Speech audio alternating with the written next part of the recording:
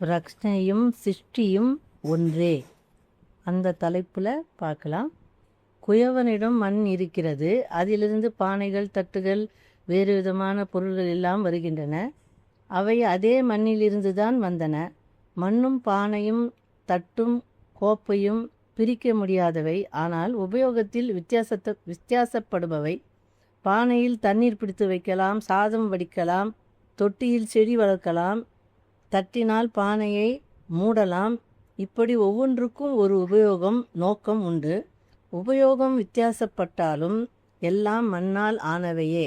அதேபோல இறைவனும் சிருஷ்டியும் ஒன்றே.